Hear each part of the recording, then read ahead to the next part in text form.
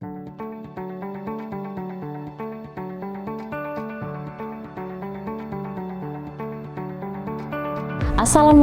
warahmatullahi wabarakatuh. Salam sejahtera untuk kita semua. Hai sahabat energi, senang sekali kembali lagi kita bersama di acara kesayangan kita, cerita hangat dan asik tentang energi atau chat energi. Di tahun 2023 ini, chat energi tampil dengan konsep yang baru, di mana sahabat energi dapat bertanya terlebih dahulu di kolom komentar ataupun direct message di kanal media sosial Dewan Energi Nasional, baik itu dari Instagram, Facebook, ataupun Twitter. Untuk sahabat energi yang belum sempat memberikan pertanyaan, jangan berkecil hati, karena akan ada chat energi selanjutnya. Sahabat energi, pada saat ini chat energi mengusung tema strategi target pencapaian energi baru terbarukan dengan narasumber salah satu anggota Dewan Energi Nasional dari kalangan lingkungan hidup, yaitu Bapak Dr. Honoris Causa Yusra Khan. Untuk informasi lebih lengkap, sahabat energi silakan mengunjungi website Dewan Energi Nasional di www.den.go.id. Baik sahabat energi, bersama saya Mercy telah hadir narasumber kita pada hari ini, yaitu anggota DEN dari kalangan lingkungan hidup, yaitu Bapak Dr. Honoris Causa Yusra Khan SH. Assalamualaikum Bapak.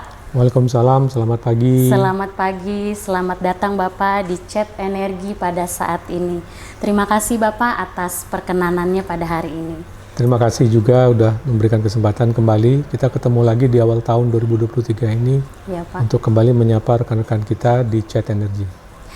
Baik Bapak Yusra, mengawali chat energi kita pada saat ini, ada pertanyaan pertama dari sahabat energi di kanal media sosial Twitter, Pak. Nah, sebenarnya apa yang dimaksud dengan EBT? Silakan Pak Yusra. Terima kasih. Secara umum sebetulnya kita bersama tahu bahwa EBT itu adalah energi baru dan terbarukan. Istilahnya berbeda-beda, ada yang hanya ingin menyebut sebagai EB saja, energi baru, dan ada yang ingin menyebut saja energi terbarukan. Tetapi dalam terminologi kita, di dalam terminologi umum yang kita pergunakan sehari-hari, kita sebut EBT, yaitu energi baru dan terbarukan. Jenisnya adalah selain dari energi fosil fuel yang selama ini kita pergunakan dalam kehidupan kita sehari-hari, yaitu misalnya ada geothermal, lalu ada tenaga air, lalu kemudian ada tenaga surya, tenaga angin, ada yang juga disebut dengan energi biomass atau yang kita kenal sekarang sudah kita pergunakan untuk bahan bakar, transportasi biodiesel, dan bahkan ada lagi energi yang belum termanfaatkan potensinya sampai saat ini, yaitu adalah energi gelombang samudra. Ini dalam tahap research. Dan terlebih lagi ada satu energi yang sebetulnya memiliki harapan yang kuat buat kita untuk menjamin ketersediaan energi kita yang efisien di Indonesia itu, yaitu energi nuklir, di mana kita juga sudah mempunyai kapasitas untuk apabila kita mengembangkan energi kita ini di bidang pembangkit listrik tenaga nuklir ke depan. Baik, terima kasih Pak Yusra atas jawabannya. Selanjutnya Pak, pertanyaan kedua masih dari Twitter. Ada sahabat energi yang meragukan Pak, apakah di 2025 ini akan tercapai target bauran EBT sebesar 23%? Apakah DEN ada pemikiran untuk dapat merevisi atau merubah target tersebut? Silakan Pak Yusra. Terima kasih. Saya kira memang kekhawatiran ini tidak hanya ada pada rekan kita yang bertanya, sahabat kita, tetapi juga dari kita sendiri. Karena kalau kita lihat pada saat ini kita baru mencapai 10,7% dari target yang ingin kita capai pada tahun 2025 yang akan datang, yaitu sebesar 23%. Artinya apa? Dalam 2 tahun ke depan, 3 tahun ke depan, kurang lebih kita harus bisa meraih sisanya, yaitu sebesar kurang lebih 12,3% lagi. Nah, apakah ini akan bisa kita capai?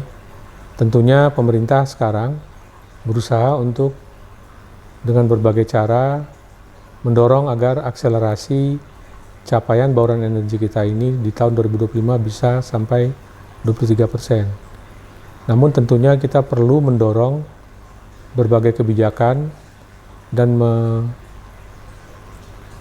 mendorong juga semua faktor termasuk juga insentif yang bisa diberikan dalam upaya kita mengakselerasi capaian dari 23% ini.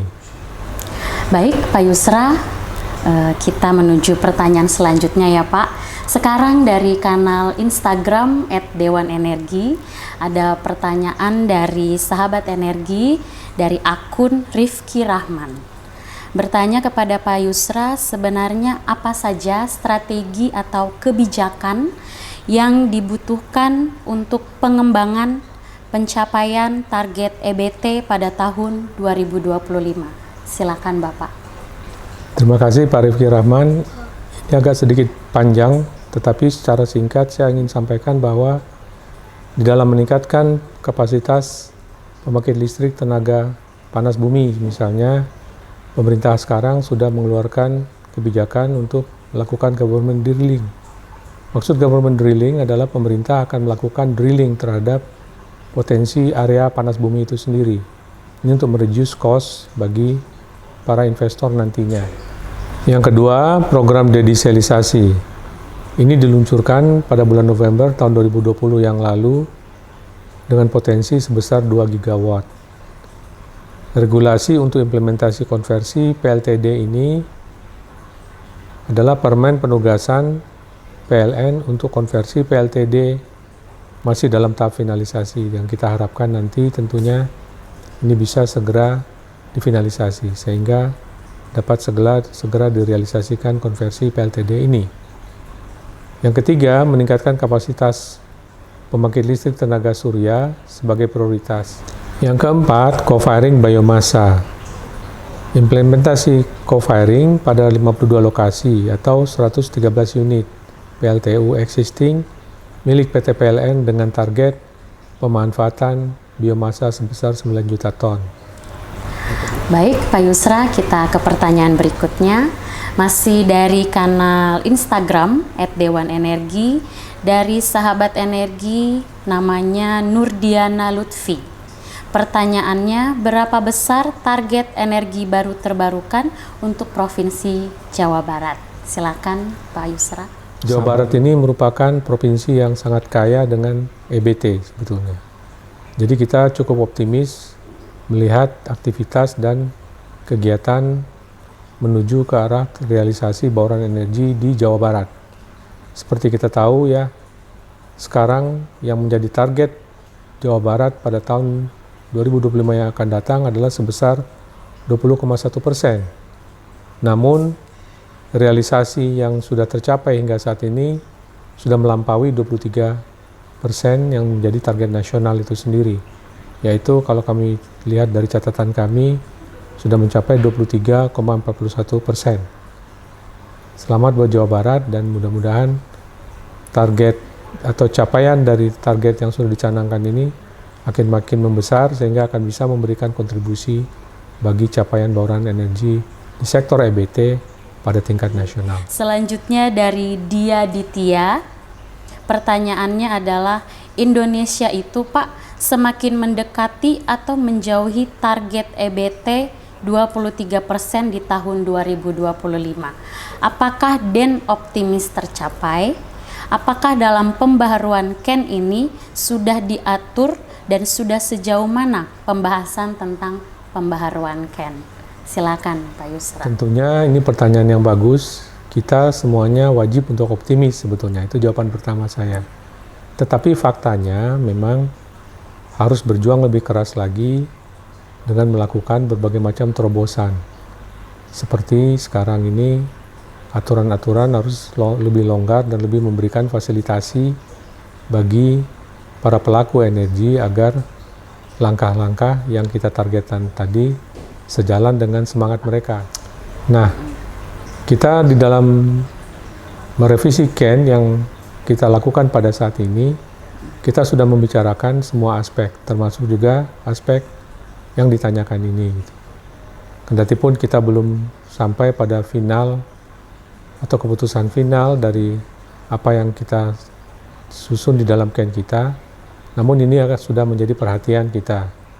Baik, terima kasih Pak Yusra. Sahabat Energi, kita ke pertanyaan berikutnya, masih dengan narasumber kita, Bapak Yusra Khan. Baik Bapak, pertanyaan selanjutnya masih dari Instagram, dari sahabat Energi Ariel Kevin. Apakah 23% tersebut dapat menekan volume energi fosil? Jika belum, teknologi apa yang dapat meringankan beban limbah yang dilepaskan ke lingkungan? Silakan Pak Yusra. Dan sudah barang tentu fosil itu akan berkurang gitu. Namun dari segi volume, kita mungkin juga harus menghitungnya secara rasional, bahwa pengurangan itu mungkin tidak akan terlalu signifikan. Oleh karena itu, teknologi yang kita harapkan bisa membantu di dalam menekan emisi yang terjadi akibat penggunaan fosil ini, diantaranya adalah teknologi CCS, CCUS, Carbon Capture and Storage, yang sekarang sedang gencar dilakukan oleh berbagai negara di dalam rangka menekan gas rumah kaca. Baik Pak, terima kasih Pak Yusra. Terima kasih. Pertanyaan berikutnya ya Pak, masih dari Instagram. Menurut Pak Yusra, antara pembangkit listrik tenaga surya dengan pembangkit listrik tenaga nuklir, mana yang lebih ramah lingkungan? Ini pendapat Bapak pribadi, silakan Bapak. Untuk energi surya, kita melihat bahwa secara umum dampak lingkungannya itu rendah sekali gitu. Namun limbahnya itu memerlukan upaya yang terus dikembangkan agar bisa dimanfaatkan ataupun di-recycling. Walaupun sampai saat ini kita belum menemukan suatu teknik ataupun teknologi yang mampu merecycling limbah dari tenaga surya ini sendiri gitu. Namun kalau kita bicara soal perubahan iklim, maka energi surya ini sangat membantu di dalam menekan lajunya emisi. Demikian juga halnya dengan nuklir. Nuklir kita kenal sebagai energi bersih dan tidak memiliki emisi. Kalaupun ada emisinya, itu sangat sedikit gitu. Seperti halnya tenaga surya itu sendiri. Dan energi nuklir tidak memerlukan lokasi ataupun area yang besar di dalam memproduksi energinya sendiri. Gitu. Sementara energi yang dihasilkan dari nuklir ini jauh lebih besar daripada jenis energi-energi baru dan terbarukan lainnya. Oleh karena itu, kedua hal ini memiliki potensi yang sangat baik di Indonesia untuk dikembangkan. Kenapa? Karena pertama, surya kita tidak pernah berhenti sepanjang tahun, sedangkan nuklir adalah energi yang tidak memiliki intermiten, murah, dan juga tidak pernah mati juga sepanjang tahun listriknya gitu. Baik Pak Yusra, pertanyaan berikutnya masih dari Instagram, dari sahabat Energi. Pertanyaannya adalah, kenapa DET menargetkan EBT 2050 hanya 31%? Silakan dijawab Pak Yusra. Ya, itu memang target CAN yang lalu sebetulnya. Tetapi dalam revisi CAN yang sekarang, tentunya kita lagi berhitung sekarang gitu ya.